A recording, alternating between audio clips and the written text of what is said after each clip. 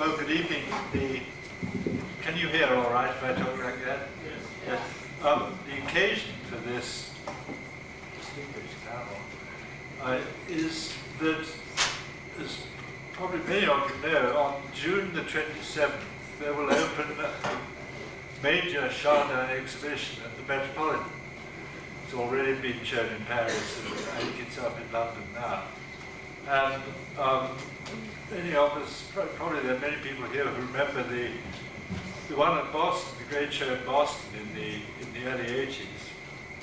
And one's just longing to see all that stuff again, and I can't wait to see the show. So it seems a wonderful opportunity to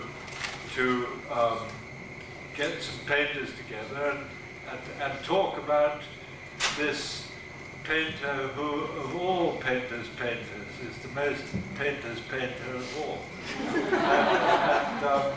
So it's a great pleasure to have with us, on my left, Ruth Miller, still life painter and a landscape painter, lifelong admirer of Chardin. Ruth has a large painting up in the National Academy at the moment, for which she got a major prize, the Henry Ward Ranger Award, which is a matter for congratulation. Then on Ruth's left is Paul Georges, figurative painter. Paul Georges has a show opening on the 29th of March at Soundrow Ride. And after tonight, I bet you'll all be aiming to get up there. And many of you know William Bailey. He was here not so long ago at the Iron Panel. And Bailey has a show, his next show is in Paris next year. I think the sort of order of play will be like it was at the Iron Panel. Unfortunately, Jed Pearl isn't here to do what he did so well there. It seems to me that my task is not to talk about Chardin, but to talk a bit about the kind of the context in which Chardin did what he did. It's a context that's extraordinarily difficult to imagine, I think, for today's painters. The context of painting in 18th century Paris. It was enormously active and exciting and filled with very, very interesting controversies and tensions. And what one has to imagine is the very great importance of the institution of the academy. We've, in a way, children of modernity that we are, we're also brought up to think about the academy as somehow dead and retrograde and reactionary. I don't think that in 18th century France you could possibly think of it in those terms. Not that it always promoted the best painting by any means, but it was a center of strong professional activity and, of course, of royal patronage. But on the other hand, a great center of attention and discourse among those very intellectuals and enlightened and highly educated upper bourgeoisie, who were the very people who, towards the end of the century, would be the thrust behind the French Revolution that brought an end to the old regime. So there is the academy. I'll come talk just in a minute about the whole matter of the genres of the academy, the different levels of activity in the academy. But for the time being, try and imagine that. And then imagine also a kind of anti-tradition, a contrary tradition that descends really from a kind of lightened version of the Baroque, or Baroque decoration and Baroque sensuality.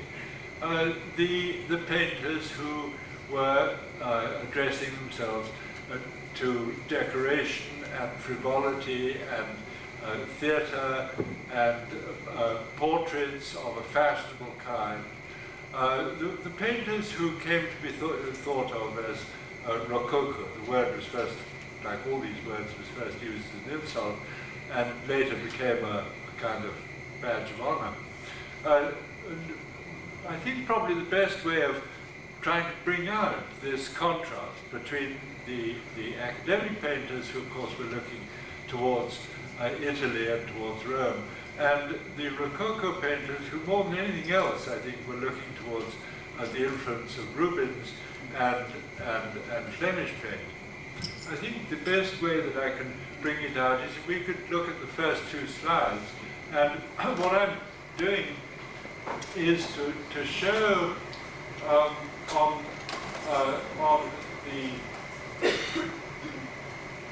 the left. Can we have the other one sent high? Get some focus on that.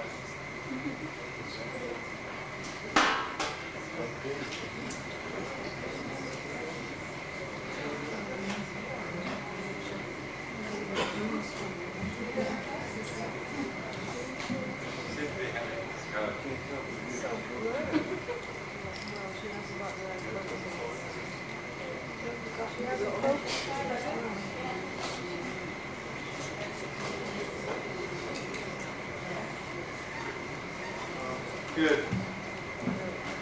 Well, there you have a sort of flavour of the contrast. The painting on the left is by Vien, one of the Vien family. One of the curious features of anybody who starts to read about 18th century French painting discovers they're in immediate trouble over identities, because almost all the painters of that time seem to work in family. So there are brothers and sons and nephews and so on. And I'm sometimes at a complete loss to be quite sure which one it is I'm talking about. But anyway, the surname on the left is Vien, and of course on the right you recognize Water. And I think you can, just from this comparison, you immediately begin to pick up this rather interesting contrast between these two ideas of what painting might be. Let's look at the next two slides. Again, on the right, a Rococo portrait, and on the left, a figure composition coming out of the academic camp. And again, the next two slides, this extraordinary painting on the left here, a sort of neoclassical interior, and two ladies considering the purchase of a love. This basket on the left has two little loves, one blonde, one brunette, and the third one is being held up by its wings. Astonishing painting to come up from such a serious context. And the painting on the right, you see, which is Boucher, has this sense of frivolity and pleasure, and the little dog and the child and the man peeping from behind the curtain. It's not exactly a Susanna and the Elders. I think it's called Surprise, but it has something of that about it.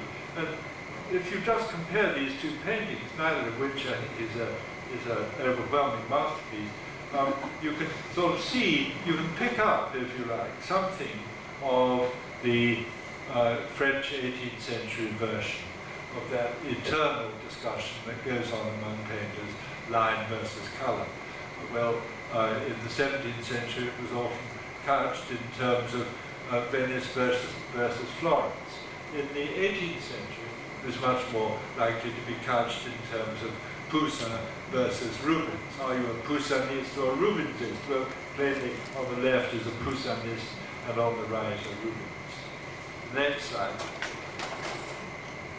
And here again, one more comparison of this kind. The painting on the right is actually by Boucher's rather famous pupil, Fragonard. The very last of the line, you might say, of those Rococo painters. He had the ill luck to live far too long, and he was completely, I think, almost penniless during the years after the revolution, because what had happened was that a mood of seriousness and intensity of purpose and a kind of unsmiling attachment to moral issues of civic morality had made his kind of joyful painting absolutely anachronistic, and he died in near poverty in, I think, somewhere around 1805 or 1806. The next slide, please. Next slide. Now, alongside, still talking about the Academy,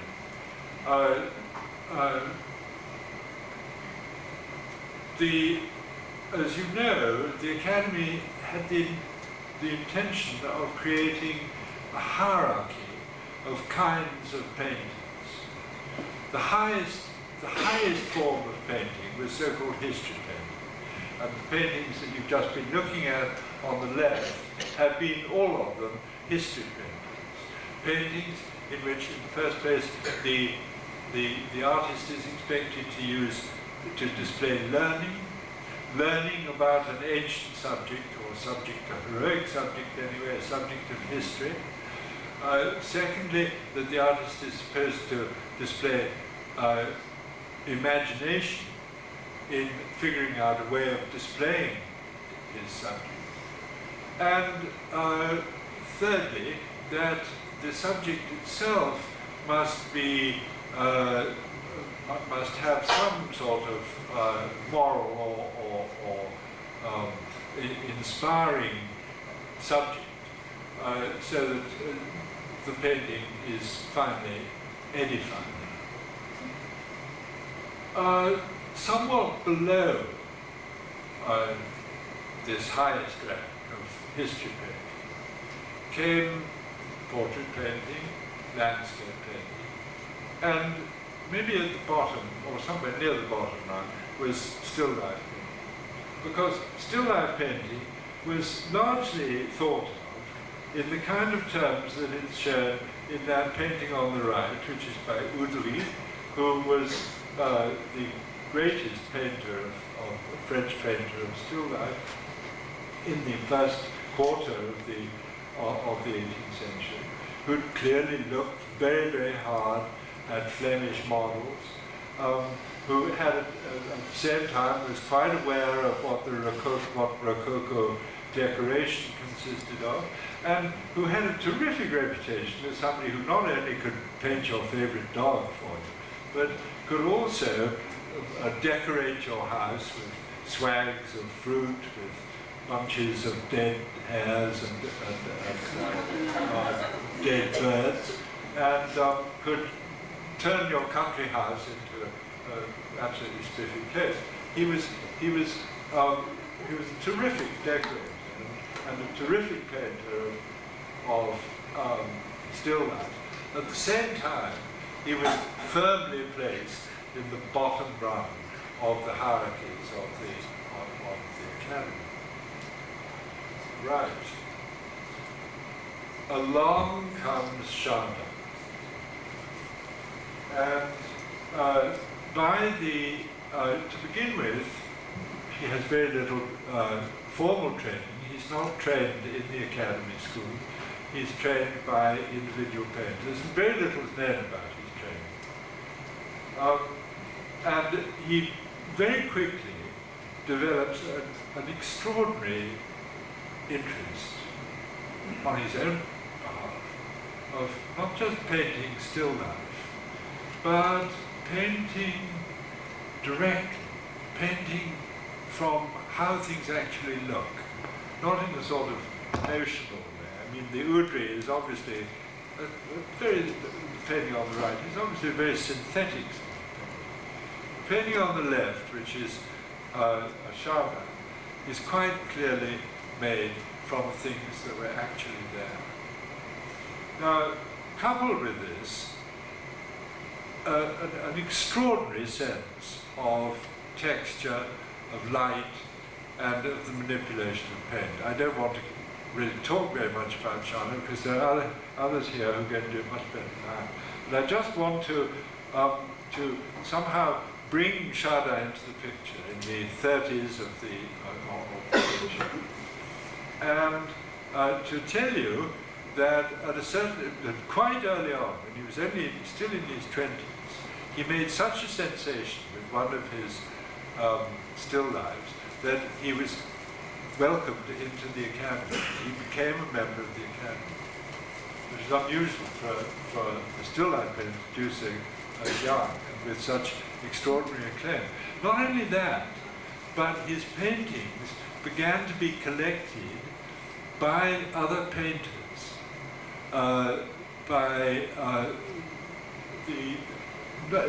not just still life painters, but painters of all sorts. One of his first painter patrons was Van Loo, who happened to be actually the most famous history painter working at that moment. And it says something for the reputations of how reputations can come and go, that I noticed that the Metropolitan doesn't have a single slide by Van Loo, which shows how things go up and down. The next slide. Chardin, after making a great reputation for himself as a still life painter, began sort of moved sideways into painting genre paintings like these great masterpieces, very, very, very close to the sort of Dutch models. They remind one of, in a way, of De Hoog or to some extent of Vermeer. And for a period of time, concentrated on these figure paintings, which were almost immediately engraved after they'd been exhibited, sometimes even before they were exhibited. The engravings were disseminated all over Europe, sometimes with little stories attached to them. And as a result of that, Chardin began to be collected in England, in Germany. Frederick the Great was a fond collector of Chardin. In Russia, where the Catherine and various other Russian aristocrats collected him, and also particularly in Sweden, where the royal family in Sweden were very, very interested in these interiors. So you see, the idea of Chardin sort of painting to the lower bourgeoisie simply doesn't wash. He was collected ardently by painters, by collectors, French collectors, but also all over Europe, very often by the courts. Next slide. By the time that these paintings were being painted, the 40s and 50s, right in the middle years, a considerable air of seriousness had begun to be propagated by the encyclopedists, by the sort of milieu of those intellectuals who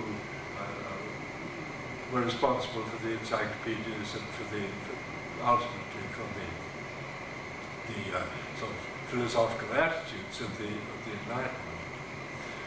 Enlightenment. Suddenly, the Rococo strain that was represented, as I showed you, by people like Watteau and Lancret, suddenly it was on the defensive. And what was beginning to happen now was that more and more the serious classical side of the academy was gaining in authority. And interestingly, coupled with that, was a certain tendency that was widely recognized by the criticism of the time. And by the way, the art criticism was absolutely extraordinarily intelligent and interesting. And by the time these paintings, which I think are into the 50s, already the greatest art critic of the century, Denis Diderot, one of the encyclopedists, had begun to write about painting, and Chardin was one of his absolute heroes. The next slide. The other of his great heroes appeared side by side with Chardin in a famous salon, I think of the mid-50s, I think 1757. I may be wrong about that. I'm a little bit shaky on it. And this was Greuze. Now, interesting thing about Greuze is that his ambition, as you can see, I think, from the figure on the right, it's a very strong, interesting portrait. The painting on the left, as you can see, is a sort of scene of, it's the distribution of some patrimony or something like that. But it's not the most typical of his big compositions. You probably know some of the ones like The Father's Curse, and The Prodigal Son, and the bedside scenes of family life, extraordinary scenes, composed with all the learning and the vigor and the if you like, the classical structure of a great history painting, but not about history at all, about the here and now, about moral tales told in some household, some family household. So suddenly we have a painter who's interested in ordinary life and who is claiming the kind of authority and structure of history painting. Now, I would suggest that in his way, Chardin had been doing exactly the same thing with the lowly genre of still life painting, and had been in his quiet way trying to paint monumental paintings out of pots and pans and and vegetables and dead fish. The next slide, please. The end was near. The year that Chardin died, the year that he died was the year that Jean-Louis David showed his first work in the Salon, which is that vast composition on the right. The painting on the left, the blind Belisarius, I think is a few years later. I think it's 1882 or something like that. And these paintings usher in, finally, neoclassicism. And as you know, within a few years, David had in a certain sense become, and David's aesthetic had become a sort of dictatorship almost of taste, which lasted right through to the end of the Napoleonic era, by which time Chardin, and to some extent Greuze, but Chardin very much, had been almost completely forgotten. And he wasn't really rediscovered in any sensible way until the 1840s, when people like Berti and Torre Bourget, who incidentally had also rediscovered Vermeer, who also had been for other reasons forgotten, and Torre Bourget and Berti and above all the Goncourts, who wrote a book about 18th century French painting in which they tried to revive interest in the Rococo, but in the course of that they began to look at Chardin and absolutely wrote wonderfully about him, and they in fact made fresh engravings of his paintings, rather interesting thing to do.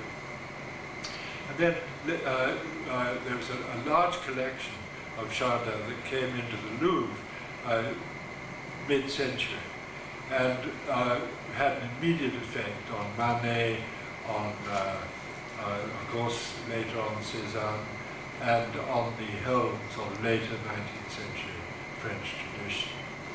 So I'm afraid I've gone on rather too long. Now I'm going to invite Ruth to take the microphone. Should I try and squeeze it out? I need a light too.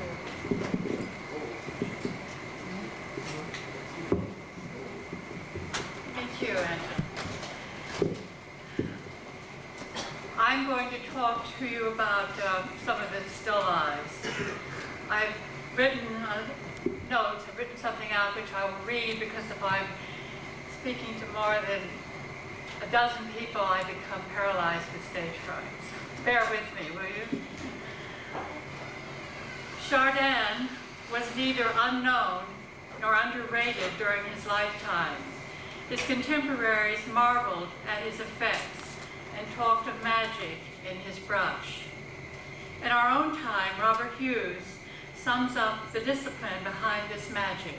I quote, "To see Chardin's work is to be reminded that lucidity, deliberation, probity, and calm are still the chief virtues of the act of painting. At a time when painting sought after literary eloquence, Chardin's work was the least literary of all. In the late 1720s, he set himself on a difficult independent course by working directly from observation. This endeavor of working from nature was never abandoned by Chardin. Well, that of course is not the whole story, because of the nature of the things that he painted, the plums and the grapes, and the length of time that he worked on a painting. So I think he worked a very long time. This is a statement that's attributed to Chardin, quote, "To be concerned only with rendering it truly, it is necessary that I forget everything I have seen, even so far as the manner in which these things have been treated by others. I must place it at such a distance that I can no longer see the details. I ought to occupy myself above all with imitating the general masses well and with the greatest truth, those shades of color, the volume, the effects of light and shade."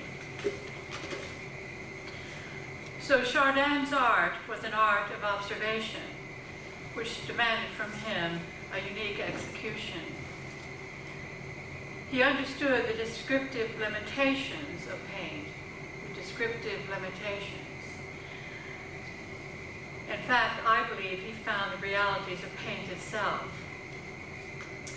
His was not an abstract intellectual concept of painting. Chardin was concerned with the here and now. In our time, his insistence on working from life would not be thought remarkable, but in his day, this was considered at best to be a useful exercise. Yet he concentrated on still life of a modest and unspectacular kind.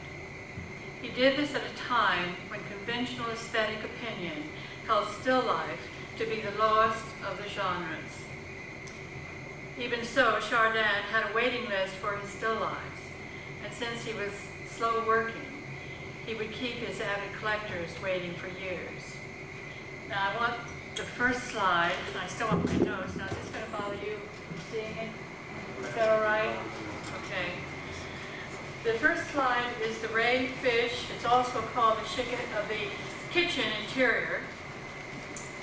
It was painted, it's an early Chardin. It was painted in 1727, 28.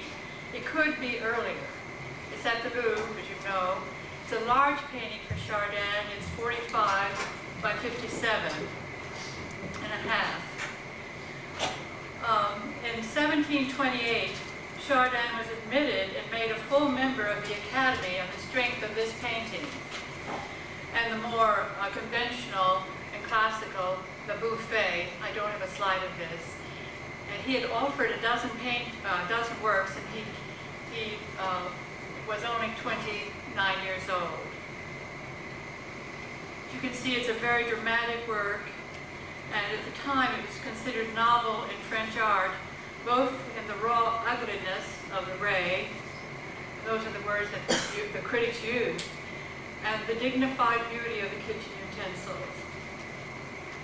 So here we have something that is thought awesome and horrifying, an ugly object or subject, becoming very beautiful and moving by its rendering, by the way it's painted.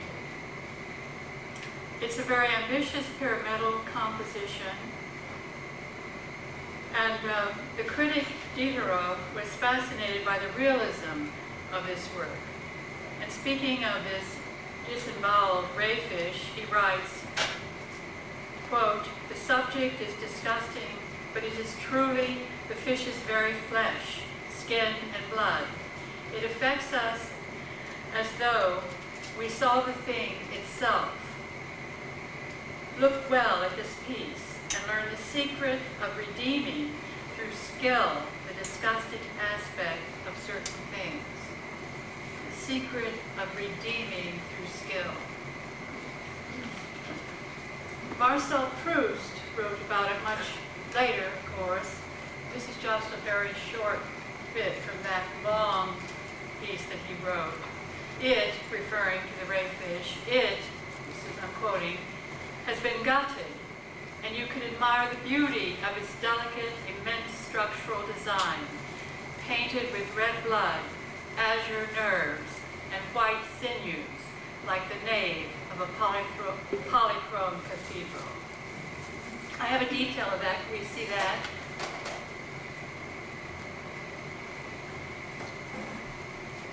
It was also, I read also that, and I don't believe this, I'd like to know what the other members of the panel think, maybe you as well, but this was painted in one day. But I think it said it was finished in one day. Well, of course, any painting is finished in one certain day, so I can accept that, but painted in one day, no. And it was also written that the fish was eaten fresh, that was still fresh and eaten that night. But that could be. I've done things like that. The next slide, please. This is again an early painting, 1734. This copper pot and mortar. This is a very small painting. It's 6 1/4. I've written down about 8 1/8. And this small painting was done on wood. And you sense here that this was painted from, I think, a setup that was very carefully considered, and a still life that was set up very carefully. That beautiful pot, the copper pot is placed up on its side, facing out toward us, and this hollows out a kind of depth in the painting and the picture plane. It creates depth and space. And I think the location of every object in this is very, very precise and very even exact. And it's a beautiful little painting. The space that's created between the mortar, which is, as you see, placed right out here near us on the edge of the ledge, and then the wall that's at the very back behind the black edge of the pot is an immense space, isn't it? That's a wonderful painting. Next painting, please. This is called the Copper Cistern, painted in 1734. It's also a very small painting, not as small as the other one. It's 11 1/4 by 9 inches, and it's in the Louvre. And I think this was also painted on wood. This is a small masterpiece. The cistern was a family possession. It belonged to his first wife. It appears in woman drawing water from a water urn, and again in the Return from market, which you saw in Andrew's slides.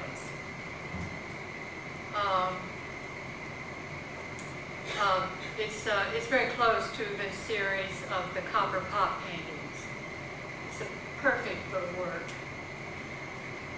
And I feel the objects are chosen not only for their humble character, their humble beauty, but for their forms and their color, the way they catch light. And he's painted, I think, the essential and rejected detail of these forms. And, I think the way the light hits beneath the spout and you see the reflection of the water is, I mean, that kind of sense of life and presence is just remarkable in this painting. And the wall is, you feel that density and that presence of the wall. And it's very mysterious how these objects are lined up in front of it, or how they are handled in front of it. Next slide, please. This is somewhat later. It's called the kitchen table, 1755. It's 15 by 18, and it's in the Boston Museum of Fine Art. And this is after Chardin's returned after almost 20 years to still life, during which time he's painted those remarkable series of paintings based on the human figure. And this is the kitchen table. Most of these objects in the kitchen table are familiar as they were painted by him in the 30s, and the kitchen still lives. I really wish I could show you all of those kitchen still lives. I wish we had time. But the scale is different here. And he uses a greater number of objects together. And the objects seem smaller. Of course, the use of horizontality is very strong in this painting. And he reduces the forms to more simple, basic shapes. This incredible geometry sort of unfolds as we move around in the painting. And we are looking, at a composition and arrangement of, I think, very felt and found volumes. It's related, its companion piece is a painting called The Butler's Table. And I don't know if any of us, I don't have a slide of that. You probably know that. Could I have the next slide, please? The Jar of Olives. It's at the Louvre. It's painted in 1760. It's 28 by 20 by 38. A little more, about 38 5/8, I think. Look at that. This is a painting about, among many, many other things, about light and reflections. It has a gentle kind of enveloping soft light, almost an atmosphere in it. Things seem to me just to be a perfect balance. The critic Diderot wrote after seeing this painting, quote, "To look at the paintings of others, it seems that I need different eyes. To look at Chardin's painting, I need only to make good use of those eyes nature has given me." And he goes on to say about the same painting, "This magic defies understanding. It is thick layers of color applied on one on top of the other, and beneath which an effect breathes out. Then approach the painting, and everything comes together in a jumble, flattens out, and vanishes. Move away, and everything creates itself and reappears."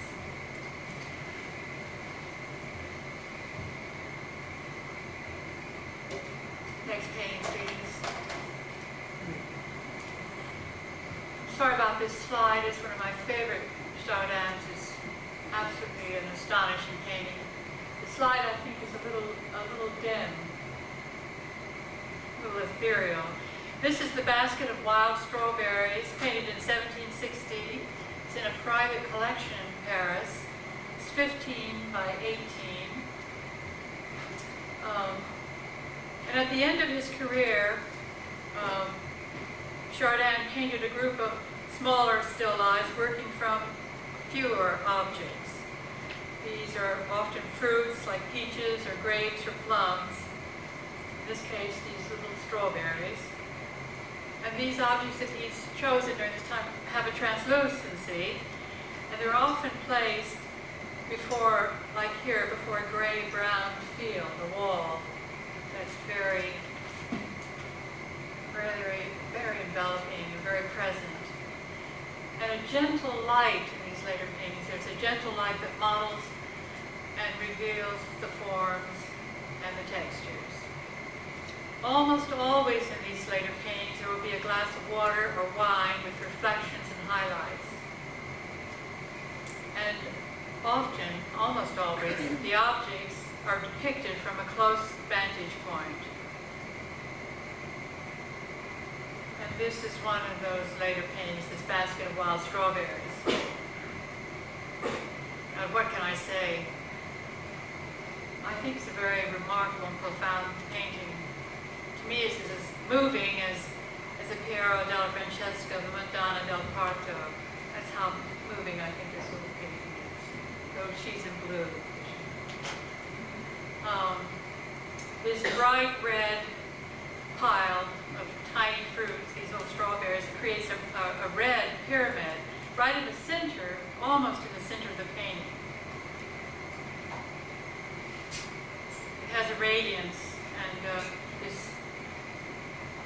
an abstractness, though it's so present. That those words are difficult.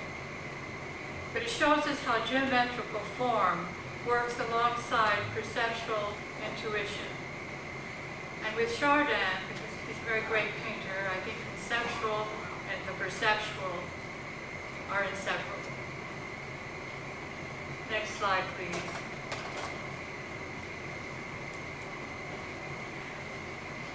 Was painted in 1763. It's grapes and pomegranates. It's at the Louvre. It's 18 and a half by 20.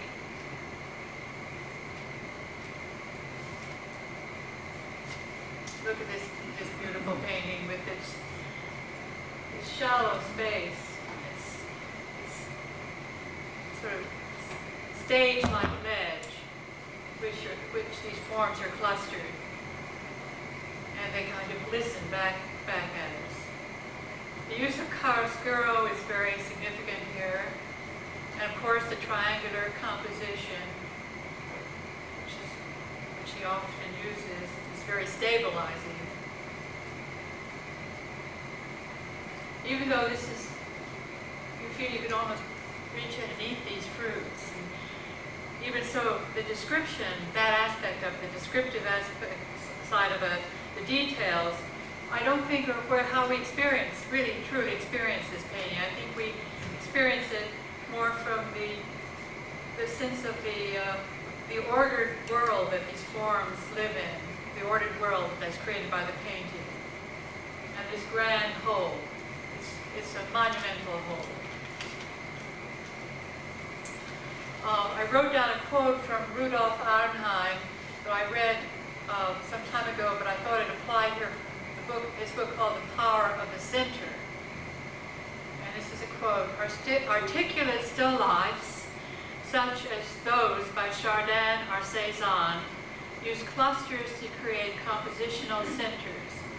Apples piled on a plate, touching and overlapping, accumulate mass, volume, density, weight." Next slide, please. All of that is certainly happening in this painting. This is the Brioche, 1763 at the Louvre, 18 and a half by 22 inches. Again, we see here the care if you agree with me on this, which Chardin took in setting up his still lives, and how he controls the light with the thought to the forms and the textures and the reflections. The contrast, you see that very much in the one before. And, well, words define me. This is mysterious, silent, it's monumental.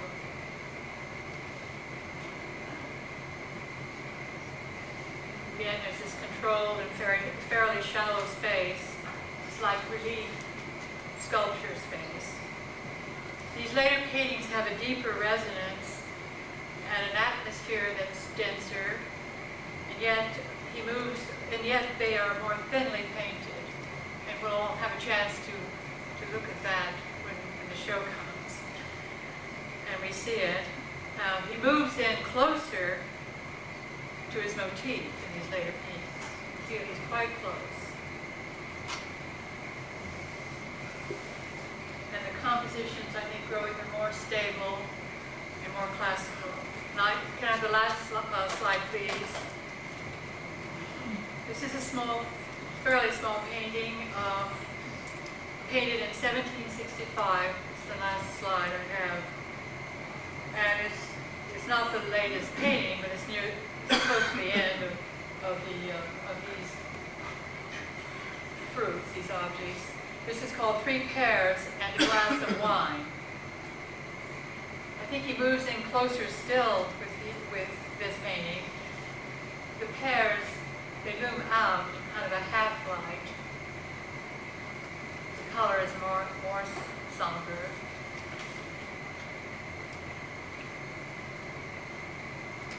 Chiaroscuro is mysterious and rich. I think the presence of these objects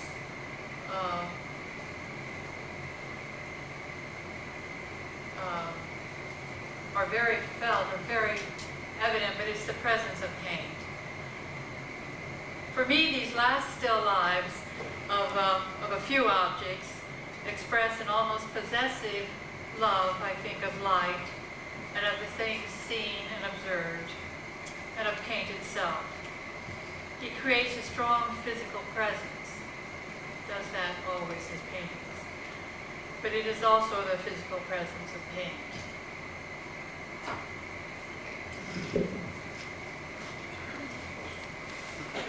Nothing your turn, nothing I'm doing that to you now.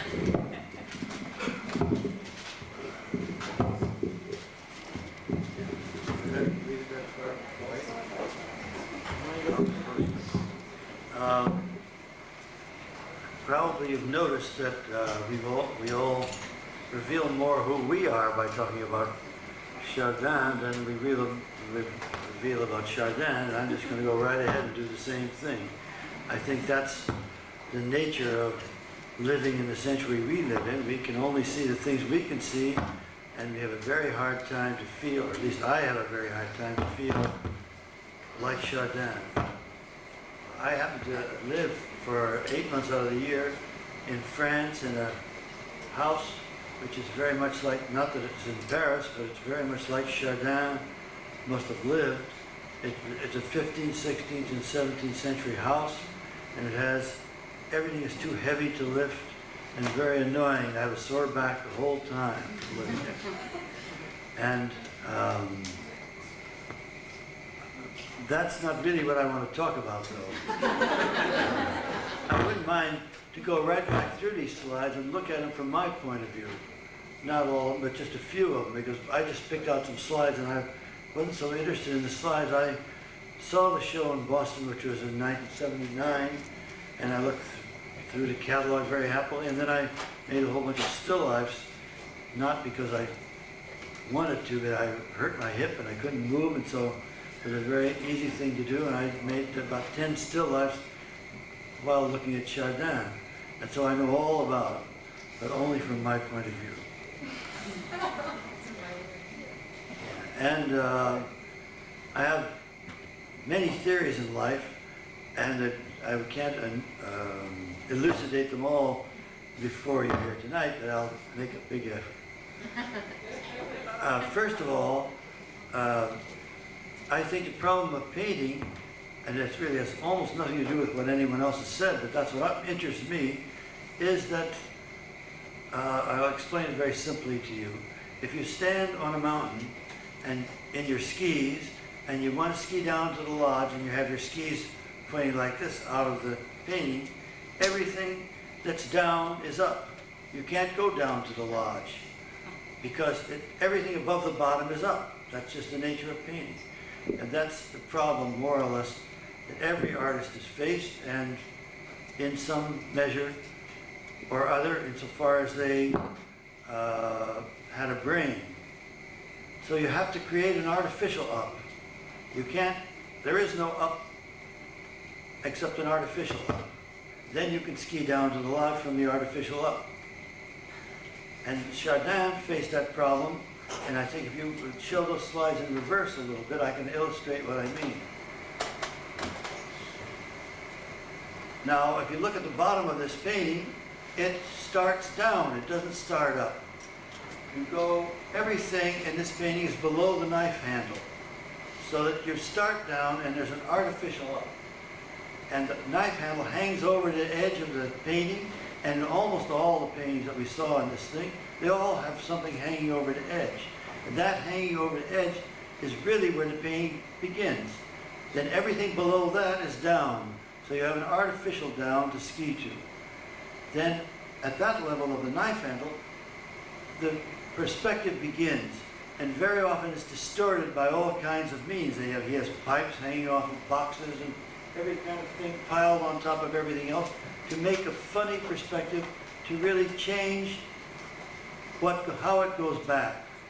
And I think this painting, the knife, really does go directly back toward the back of the painting, but then the glass is huge, and the pear is huge, and then there's a lot of tiny little things in the front which, rather than going back in perspective as they would, expand. And that's my idea of what Chardin does to make a painting, more or less. Almost every painting has something hanging off of something else, and those diagonals change the direction of the perspective, so that it really uses perspective against itself. Now, even the way the shadow of the knife handle falls changes the direction of the perspective. It no longer cooperates with what would go back into space. The little things on top of the pears are little things, but they're on top of big things. So everything is screwed up as far as going back like a railroad track would. And I'd say if you go back to the next painting, you come to similar. You notice the little, I don't know if that's an asparagus or what it is hanging off the painting. That's where it begins.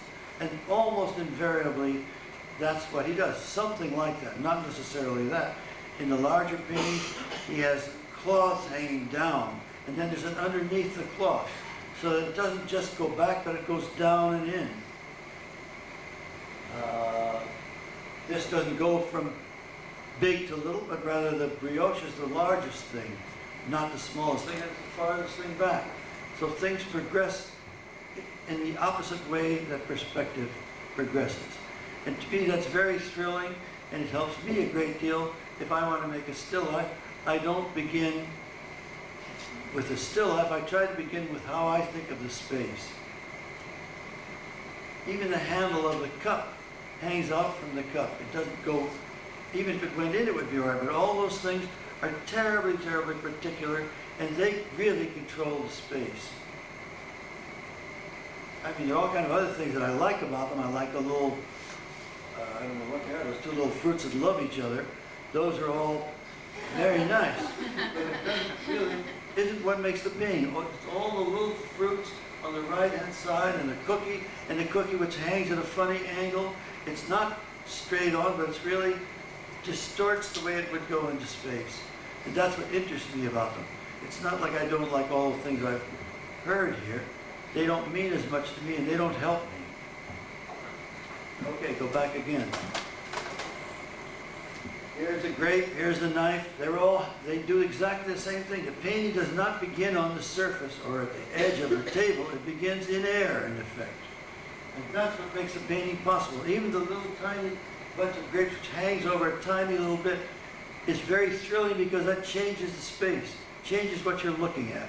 So those things which project, that they make the painting, that's where it begins, and that's what's so interesting about it. I would say that's really, I don't really have to go on and on about it. Every single painting, go back one more and that's satisfactory.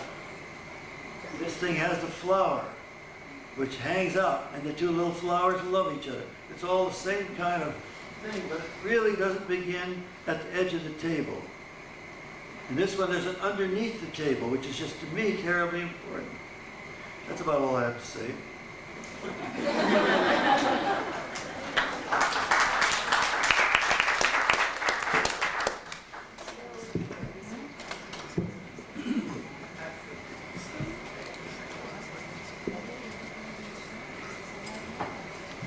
I have another, can you hear me? I suppose a bit different perspective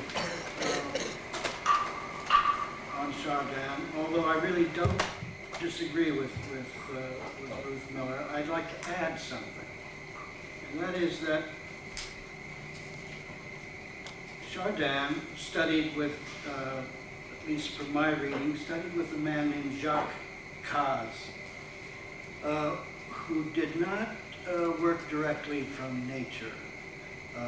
Whether this was because of economics or what, I don't know.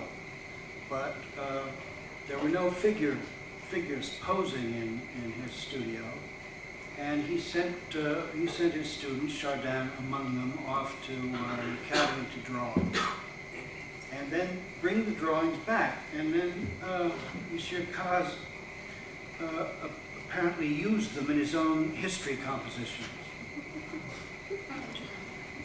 which was a nice gesture, a nice beginning for the students. Chardin's first success seems to have been a sign that he did for a surgeon, which was something of a disappointment to the surgeon. We don't have this sign, by the way. We have drawings for it, drawings of it. Instead of the surgical instruments, he did a sort of painting of figure painting, was a number of figures. And when it was put out at first, it attracted a tremendous amount of attention from artists who passed by, from collectors who passed by. It seems to have made an enormous impression. And I was struck by this because it really has so little to do with my notion of the oeuvre of Chardin. That was the beginning of his notoriety, apparently. Then, as has been said, he went on and at a very young age was made a member of the Academy at low rung, a painter of animals and fruits. And as Ruth said, the skate and another painting called B.F.A were the presentation paintings for him. Now, talking about Chardin and observation, I think is a good deal more complicated than simply painting things the way they look, by looking at them. And I want to look at some slides in a minute and go through this with you, but I think making things look the way they look requires a good deal more than copying what you see in front of you. I think it has to do with identifying those things that are paintable, that make the objects look like the objects that you're looking at, but also to make the ensemble, to make the entire thing read as one world. And this is the thing that for me was so immensely important about Chardin, was, you know, how he made a world, and this is both in the figure paintings and in the still life paintings, a world that doesn't really have to do with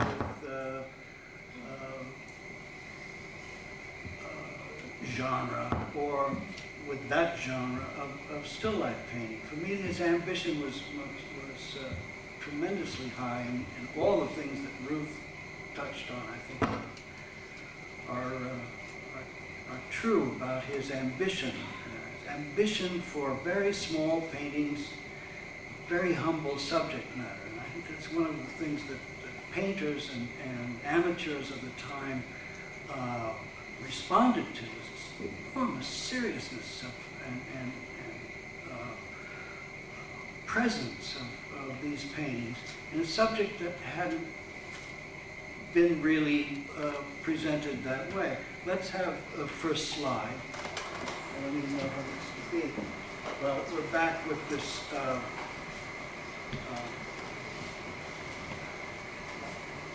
House of Cards. And when was this painted, Ruth? Do you remember? Well, yes. It's fairly early. That's an early figure one should be about in the 50s, I think. Yeah. No, I think 40s. even It'd be the 40s. before the It'd be in the 40s, I think mid-40s, 70s. is it? Now, one of the things about this painting immediately is how much like the still lives it is. The tabletop, the back wall, the figure, the objects, everything combining really to make, for lack of a better word, a theatrical situation. It's a stage. With the figure on the stage. The space is limited. The space accommodates the figure, but that's all. What happens with the cards going around, as much as it is a house of cards, it's also a series of beautiful set of rhythms that moves around and is tremendously particular against the generalization of the table and the wall. Let's go on to the next slide.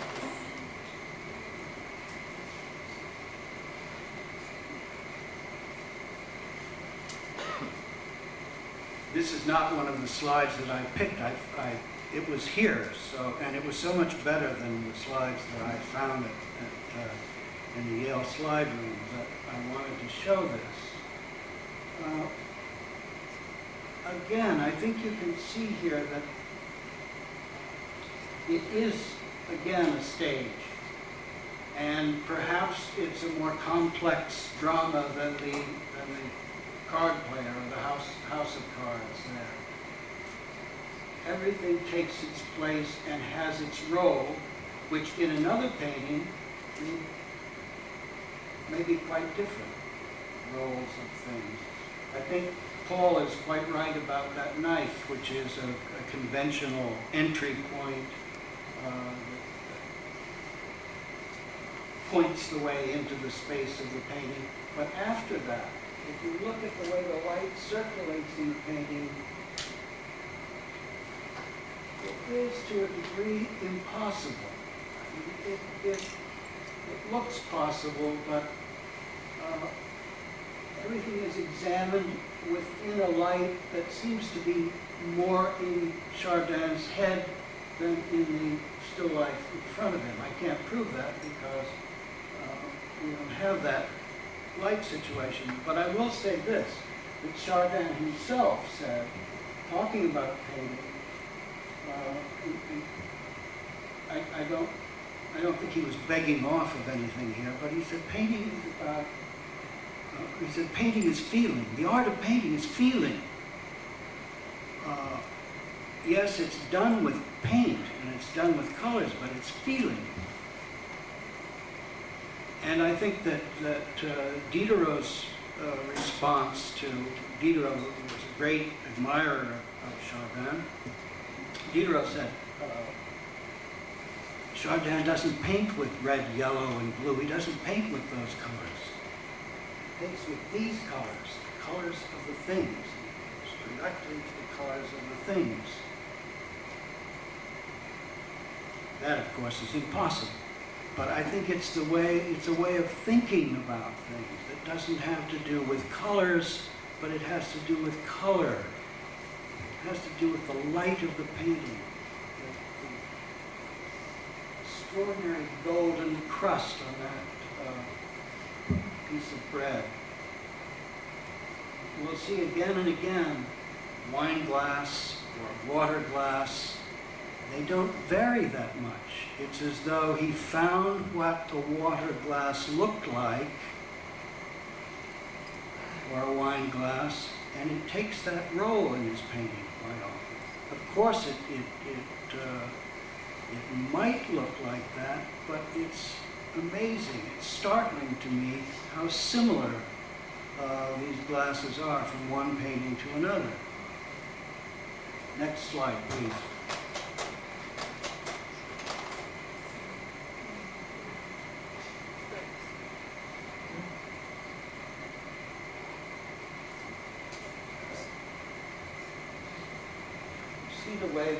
See the way the light and shadow circulate through the painting.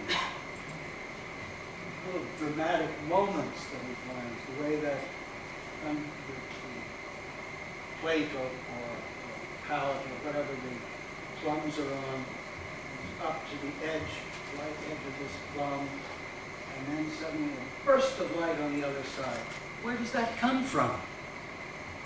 I don't know. I don't know about just copying nature. It seems to me that there's a great deal of manipulation of light going on here that has to do with his own dramatic purposes, his own construction of an image. Next, please. The glass.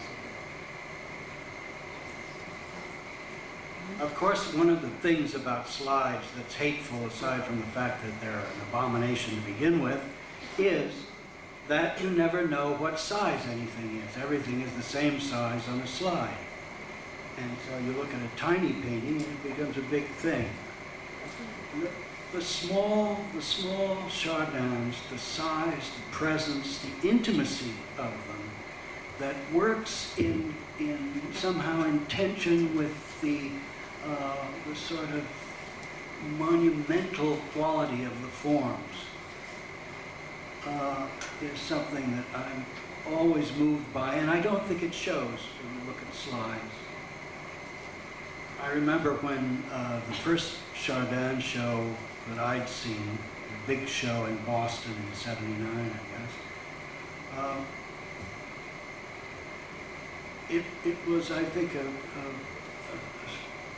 wonderful moment for American painters to take that train up to Boston, all of us who weren't living in Boston, see that show. And I remember some art historians who were shocked to find that there were painters going to see this Chardin show. As though painters don't look at paintings, or as though painters consider Chardin an old-fashioned painter, as opposed to a new-fashioned painter, whatever that is. Anyway, let's see the next one. And this simple, glorious painting. Is this the National Gallery? Yes. So it's backwards also, the slide is backwards. You show that this is over on the other side.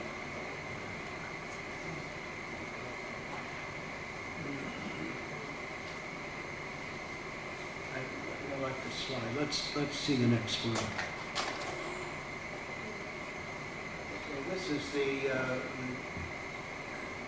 convalescent's meal, so-called, and it's one of the figure paintings that I like the best of the Chardin figures. But I also wanted to point out once again that the stage quality of this. Rarely do you have the sense that there's an opening going someplace else. There are a couple of paintings where there's a window and light coming in and you have that sense, but nothing like a Dutch painter, nothing like De Hoop, nothing like Vermeer.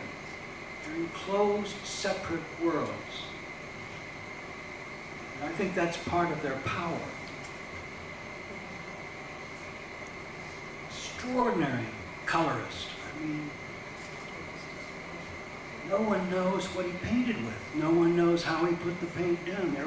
I started reading these things about, glazes, not glazes, scumbles, not scumbles, putting down a reddish ground, but then a grayish ground. And I think that's barking up the wrong tree. I think however they're painted with his elbow, his thumb, paintbrush, whatever, it's this incredible eye and imagination guided by what he called very simply feeling. That ineffable quality that all artists know about, which is the thing that you can't explain about it, the thing that's getting it right or missing it. Here, I think he got it right. Such a beautiful way. Next, please. And this painting, which we all know, was one of the very early figure paintings.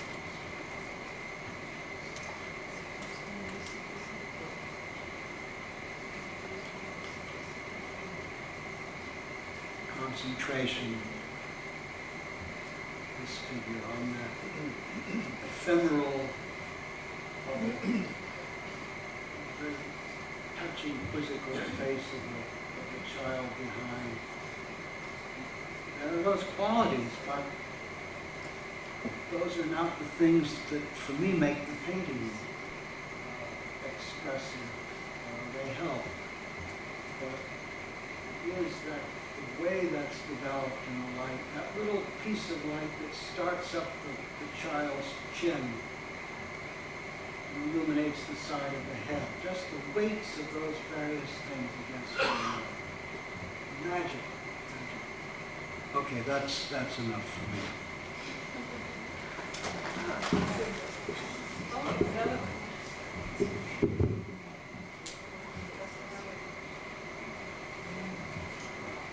I think it's a lousy slide.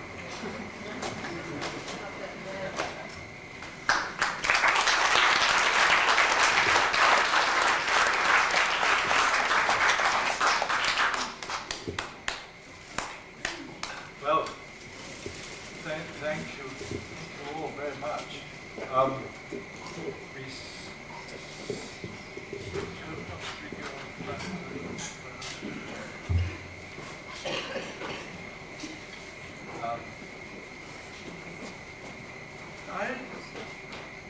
fascinated to hear what you said, Bill, about the question of working from life or not working from life, working from observation or not from observation.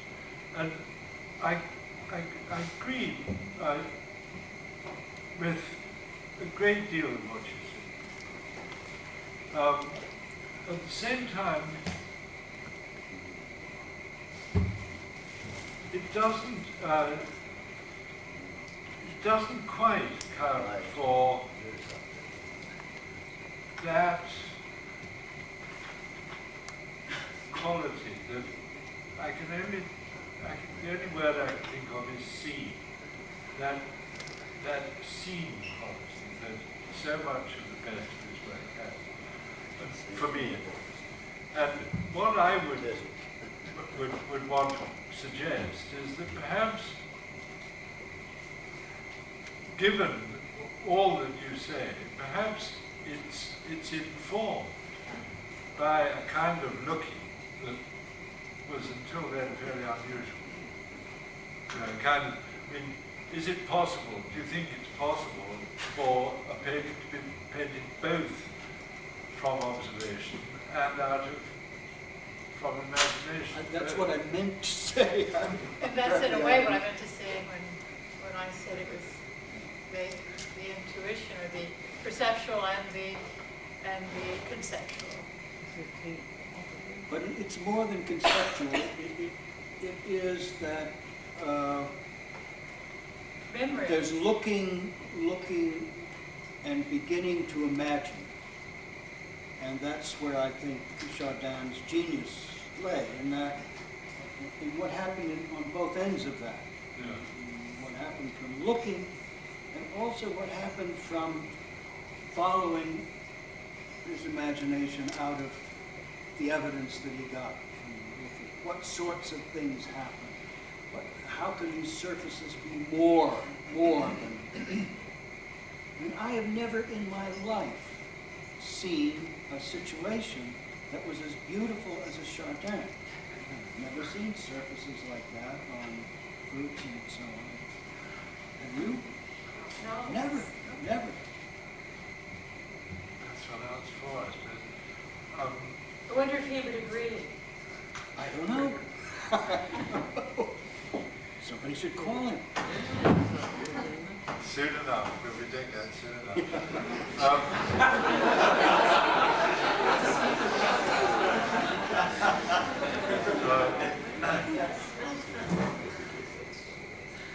You know, there's something that Chardin did that none of you people mentioned. I've been absolutely hanging on listening to what you were saying, wondering whether you were going to mention it.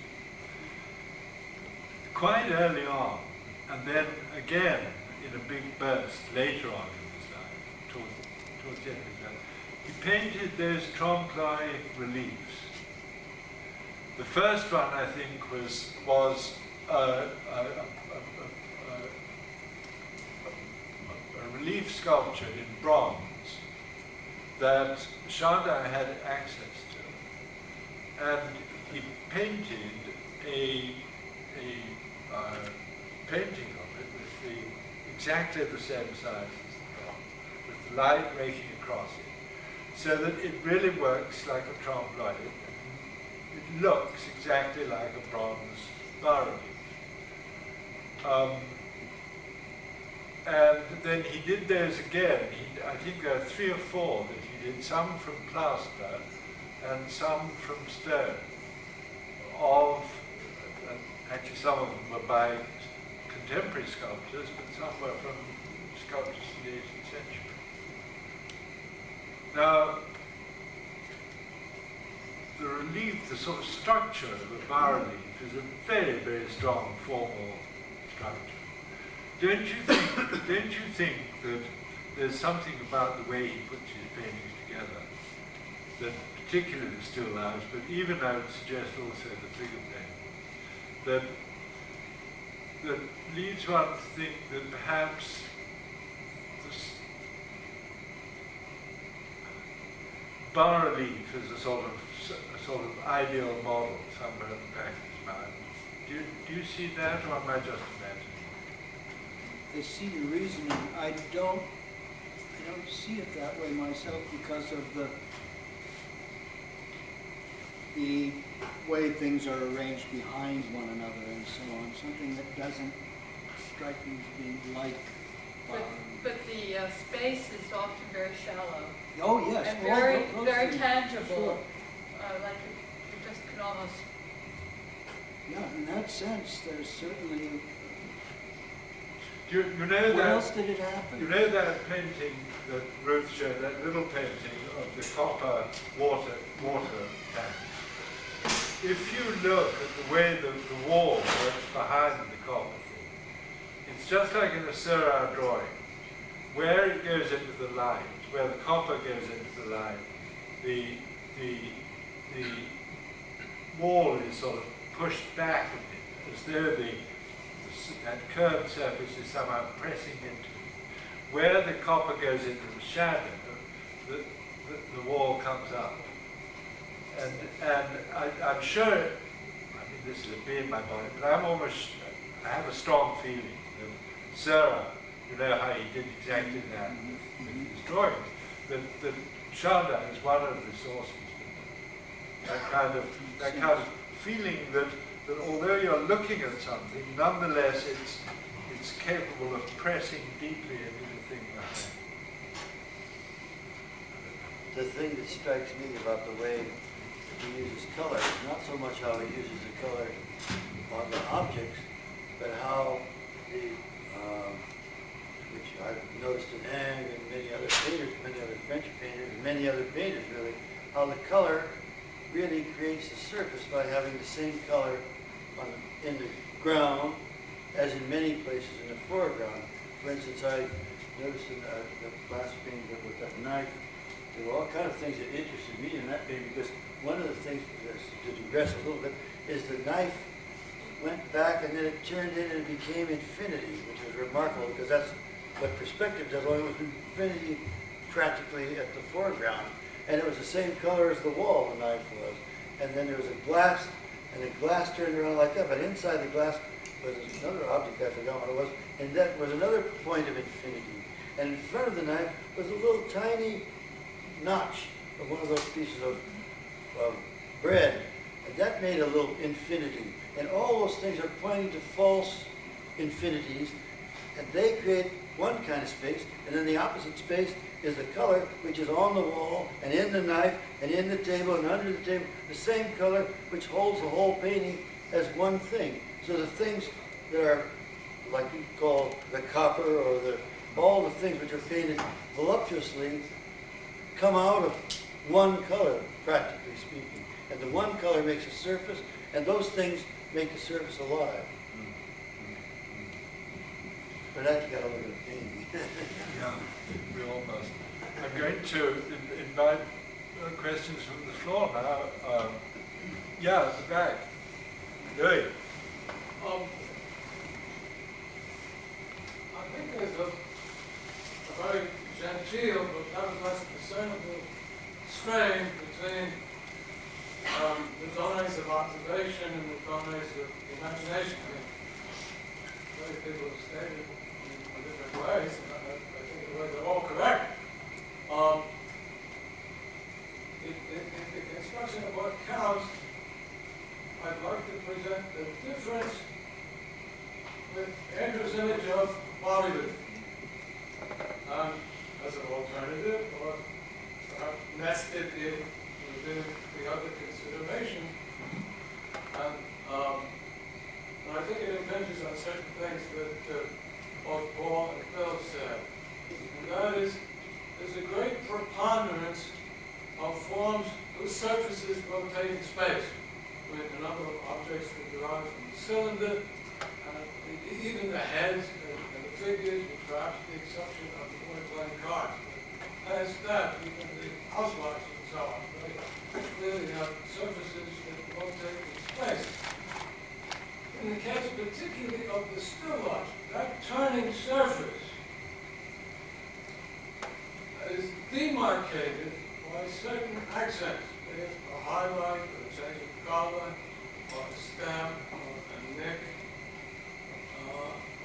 so that with relation to the circular form in space, a diagonal is implied. And although, except for the knives, we don't see any definite diagonals, I think that what lies at the root of what Ruth said made them beautiful is that subvert intelligibility in depth, which is produced by making the continuity of the curved surface and yet positions in space which can create these subvert diagonals. Ruth touched on it very lightly when he said the way one object is placed behind another. but I think it's a rather prevailing vocabulary which paradoxically makes the thing resemble sightseeing only because of the intelligibilizing factor more beautiful than anything you can actually see. Thank you, Larry. That was really good. You should have been up here with us, as always. Are there any more? Yes. Yeah, I was wondering, I like the Bill's analogy of theater.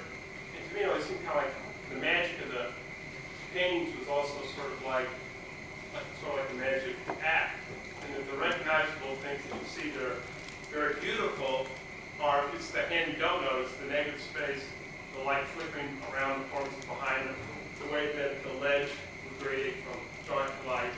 It was a really enriched, made the space happen. And I was wondering, Bill could talk about like the pressure on in the negative, like in the wall, or the things that you don't immediately notice what the back reflections are.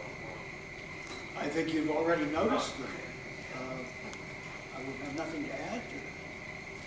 But it just seems like that that cross between imagination and maybe observation is more of the structure to get into that place that's unknown, and kind of scrutinizing the logic of the painting in order for everything to come to life and rest on all the reins of the back little spaces you don't really see, with the air behind you feel due to the overlap, and the kind of the temperature, the hard scrutiny of the temperature of the around forms in the next space as well. Thank you. Yeah. Yes. I wondered why no one mentioned the sexuality in the paintings. Really, I thought the fruits. Is there? I thought some of those fruit were, besides sensual, they were also quite sexual. Want to try that one?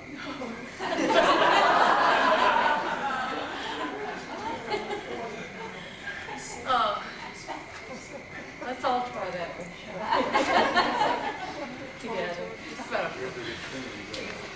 No, I think that has definitely some validity, but then when you said, of course, we did mention the sensuality and the mystery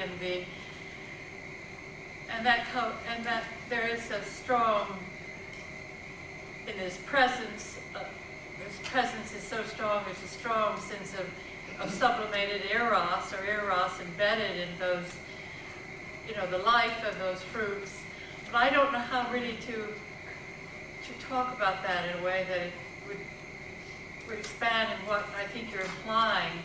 I'd like to throw that back to you all. Anyone? Well, as I think it's a good question. A good comment. As the old doctor once said, sometimes a cigar is just a cigar. That may be true about Chardin's fruits also. I don't know. No idea. You just comment on how they were in love in these paintings. They loved each other. May I Those two. Can I have the mic? Oh, yes, Bill. Sorry. Yes, of course. My voice is giving out and I can't. Can you hear me? It seems, correct me if I'm wrong, but it seems to me that you're talking about those things symbolically. Am I right in that? The fruits symbolically? Possibly, there were those wild strawberries, and then there were other fruits that really looked all the dripping grapes and really looked like body organs. It's what we used to call bunny hunting in painting. What I wanted to say about the erotic in painting, is that I think that they are very highly charged, all of the paintings, but not in any symbolic way. I think it's that Chardin had a very grasp of the feel and touch and taste of things, and so one is really brought to that sort of carnal suggestion there in all of Chardin. It's one of the things, but it's the same thing happens in the copper pots as it happens in the plums for me. I mean, that's the quality of his genius, and its particular quality of the kind of imagination that Chardin had, at least from my perspective today, which is different. Intimacy is Yeah. there, Yeah. humanity. Yes? I'm just wondering, as I sit here and as I look at the pictures and listen to what everybody was saying, I kept thinking Cézanne, that so much of what we talk is applicable to Cézanne. Cézanne was like a master image of Chardin. But Cézanne, at a certain time in his life, worshipped in front of every Chardin painting he could find. Somehow it's amazing how he somehow achieved the same kind of Yeah. probity and the sensuality and those nice themes. I'm just saying it because I think Cézanne says that. Yes. With the exception of that painting of the student, figures have this ceramic quality to them. Would you say that's just a Dutch influence at the time? Ceramic. They're very stony. Like Oh. the card plan, you notice they sort of have this solidity that's very, almost like glazed ceramic. That's an interesting observation. I wouldn't have described them like that myself, but I know what you mean about them looking tremendously dense, almost. I always think of them as looking, you know, if you squeeze a piece of bread, really strong bread, it feels, looking at certain passages of it, it's almost as if you can squeeze it between your fingers as you go. Very strange feeling. I wouldn't have said ceramic myself, but I wonder if anybody else would. The Dutch image, I think that what you're talking about, if I'm on the right Sort of wavelength, like a clay doll kind of a look. Yeah. The faces, you know. Oh. No, exactly. well, I don't know. I honestly don't. There's a solidity to it. But the solidity thing, I think, is something that a painter either finds or doesn't find. And some painters know about it, and other painters don't. I mean, you find it, talking about Dutch, you find it in Vermeer, sort of, but you don't find it in the same way in Jan Steen. No. Yeah, well, Vermeer to me seems to be a little bit more subdued. People blurs things a little, so you don't get that same. All I can say is that I live in a place like that, and all that solidity gives me a sore back. It's really true that I have ledges like Chardin has, and I have tables like Chardin has, and I really live exactly in a place like that. So it's not very remarkable to me to see it. The only thing is, what's that got to do with me? I mean, I'm very happy to live there. I like it, but it is solid, and the south of France is solid where Cézanne lived, and it's very different from America in an American Lincoln Zephyr, or something which is very old and tired and lived out its usefulness. That stuff goes on and on and on. It's hard to believe even. But those houses and those tables in France is certainly in many ways at least 100 years behind America in getting itself ruined. It's got plenty of suburbs and plenty of lousy things, but it's got awfully nice places too. Yes. Say a couple of things about Chardin that might be useful. I think that it takes enormous imagination to be able to see well. I don't think that that's been stressed enough. The effort to try to find a way to put on canvas something that's in front of you with paint. I don't think it's a question of nature being more beautiful or less beautiful, but it's paint, and it has to be used in such a way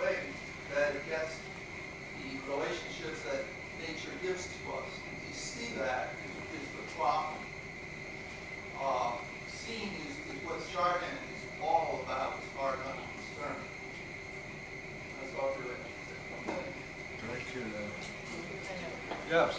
Yeah, sort of related to that. The correspondence between Chardin and, let's say, Cézanne has always been talked about and experienced in some ways.